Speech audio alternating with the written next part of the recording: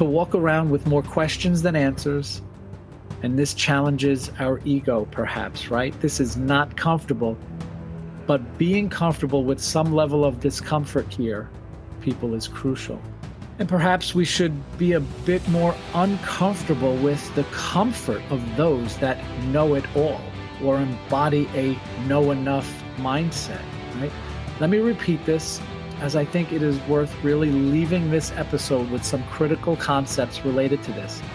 I think we should all be a bit more uncomfortable with the comfort of those that appear to know it all or who embody a know enough mindset.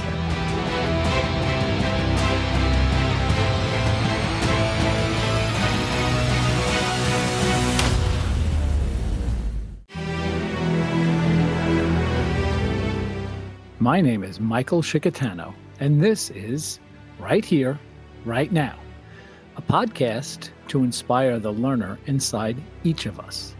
In a world that is full of so much information, we will help find and package that information so that you can use it in your lives every day in practical ways. And in each episode, we will remind you of the importance of being present and mindful of your daily thoughts, actions, and interactions. It is truly the most vital step to learning and growth, being mindful and present right here, right now, to take on life's challenges and turn them into life's lessons. So come on this venture with us, a new beginning, a new journey that starts right here, right now.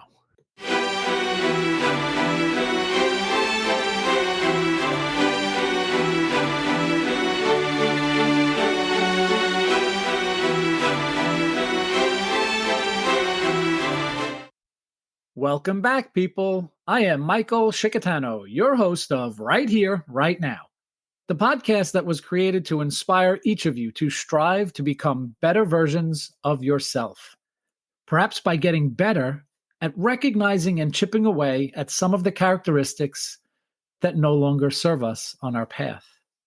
The podcast that gives us the capacity to realize that our path may have taken a sudden turn, and that we are confident that we can make the new journey with hope and faith, resilience, and being anti-fragile, bringing it up to that next level, realizing that it is all about the journey.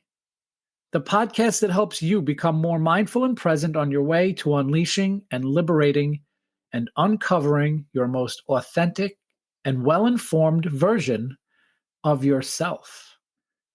So in today's mindful moment, we will discuss the necessary virtues that allow us to become better learners. We will help each other to be more mindful of our paths to learning and how we can all open ourselves up to the learning process, how we can all come to terms with what we don't know on our path to acquiring more knowledge, how we can all become those who yearn to learn. I'm sorry, I couldn't resist. But if you understand the learning process, you understand that there is a drive, a hunger that needs to be satiated, and yearning for that knowledge and understanding what we need to let go of is so important, right? If you know a fervent learner, if you know someone who voraciously consumes vast amounts of information, you know that learners are yearners, right? Yearning for more information, more knowledge, more insight, more perspective, which leads to more questions, all leading to more mindful and deliberate action. But first, we really must understand that though we yearn for more, we must accept that we always start with less on this path to learning. Deliberately understanding and knowing less, and knowing that we know less than we actually do know, is where the skilled and mindful learners begin. It's about understanding what you need to let go of. It's giving it up. It's having less before more knowledge comes in. So let's kick off our mindful moment with a quote from Epictetus, a Stoic philosopher who instructed his philosophers with this: I love this one. It's impossible for a man to learn what he thinks he already knows. And there are quotes from Socrates as well on knowing. And he says, the only true wisdom is knowing you know nothing. And he goes on to say, I am the wisest man alive, for I know one thing, and that is that I know nothing. And to me, these are very powerful thoughts, right? They've lasted many, many years, and they're coming to you, and they came to me. And these thoughts that make us understand that there must be an appreciation of our knowledge deficit, the knowledge that we lack, the information that is missing, a gap in understanding, perhaps, and having an awareness of what we need to know by way of this deficit is the only path to open the mind to learning. And we must be aware of and even embrace this deficit. I recently heard the thought-provoking question. You may have heard this. Would you rather be a big fish in a little pond or a little fish in the big pond? And when it comes to our knowing mind and having the knower's mindset, right, thinking you know far more than you actually know, I think this question really becomes, would you rather be the person that knows the most in a room amongst people that aren't that knowledgeable? Or would you prefer to be the person that knows the least in a room full of people that have vastly more amounts of knowledge than you, the knowledge that you are yearning for, perhaps? I know which room I'd rather be in if I had the choice. Think about which room you would choose.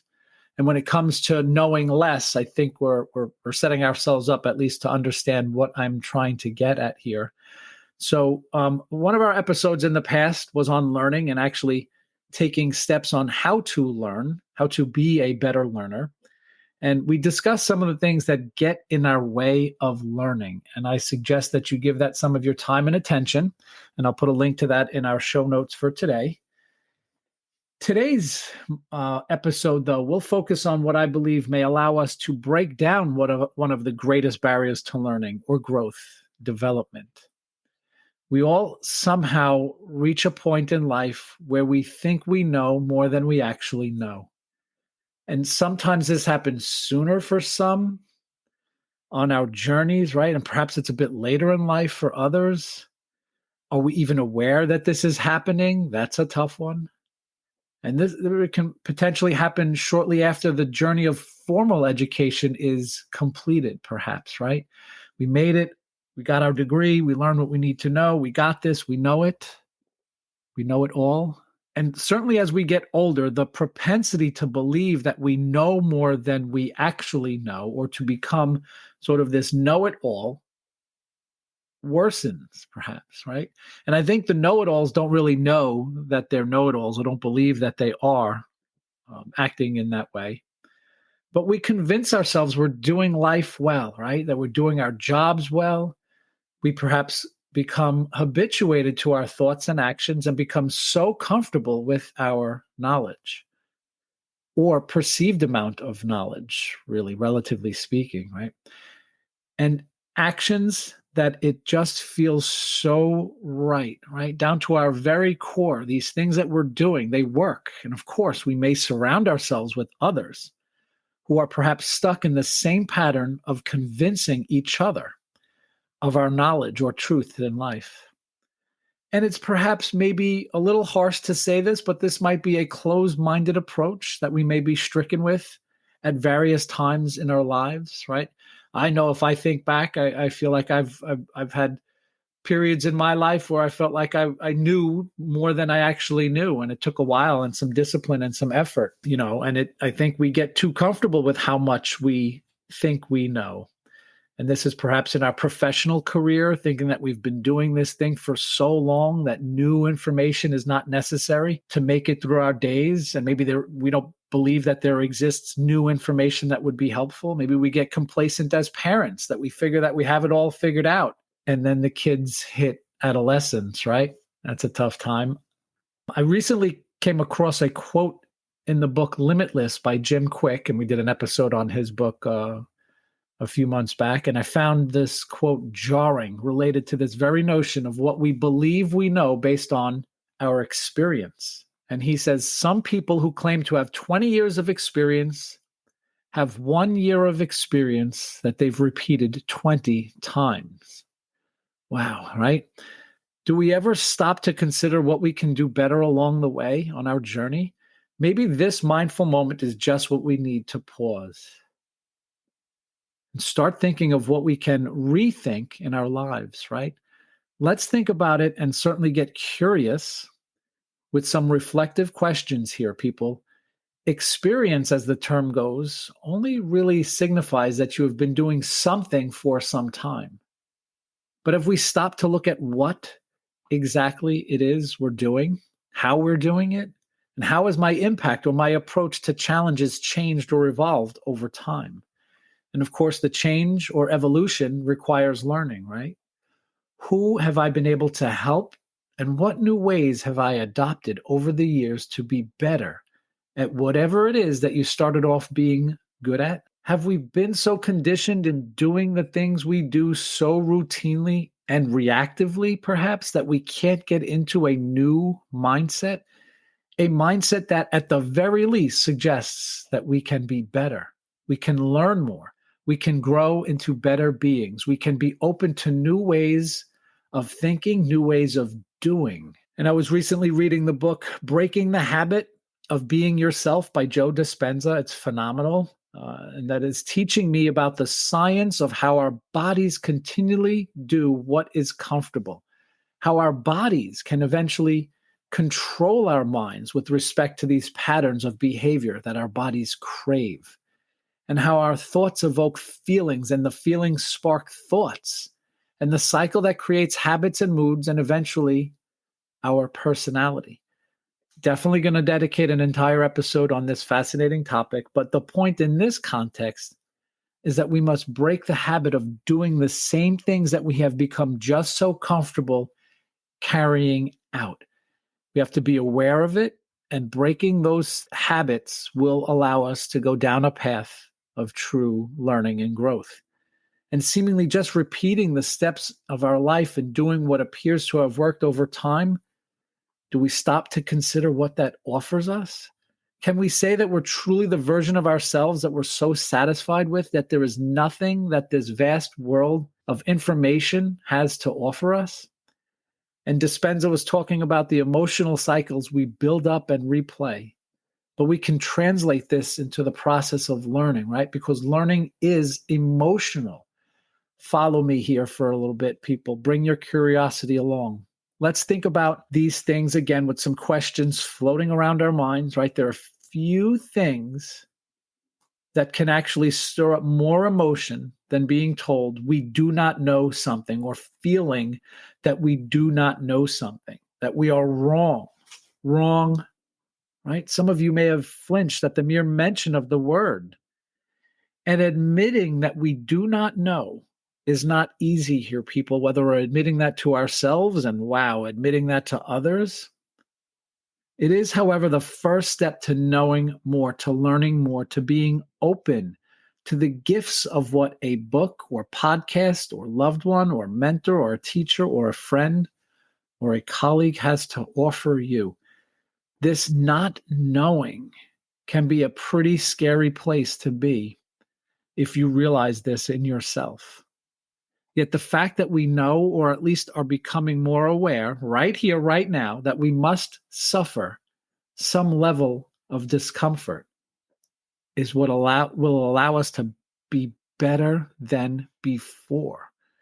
Better than the version of ourselves that may have hit a plateau, right? Perhaps coasting along, not really in a critical and self-loathing way, but look around. Can we all use the power of knowledge and turn it into the superpower of learning and doing and being better?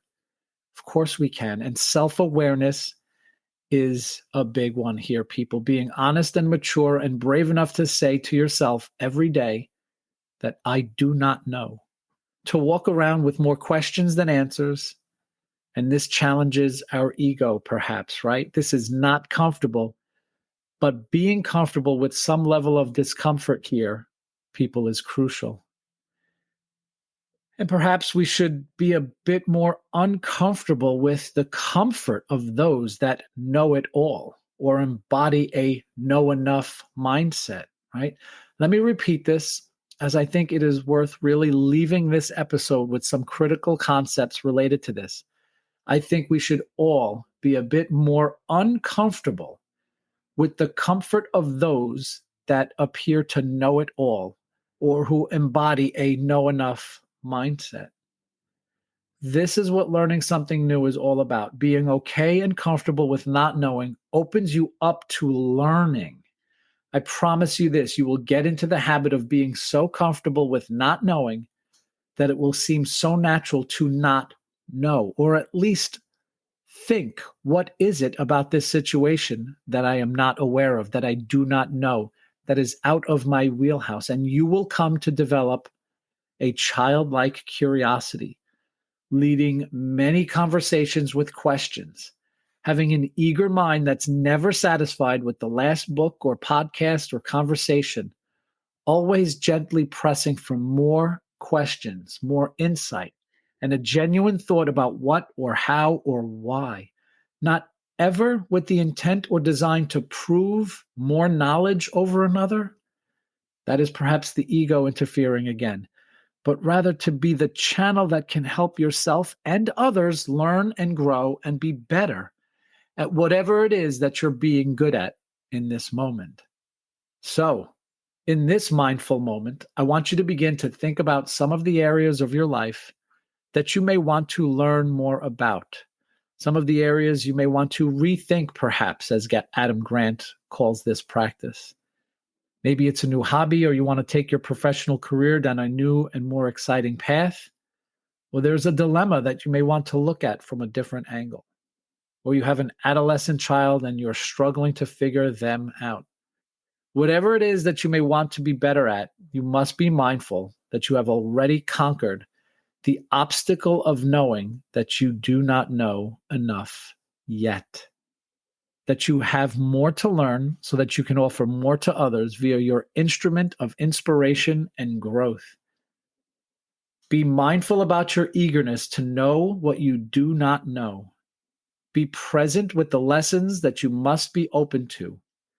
And pause to reflect on the lessons we may have missed using this mindful moment right here, right now. Thank you very much for listening. Please continue to share and rate these episodes. This would mean so very much to me. We'll see you next time, right here, right now.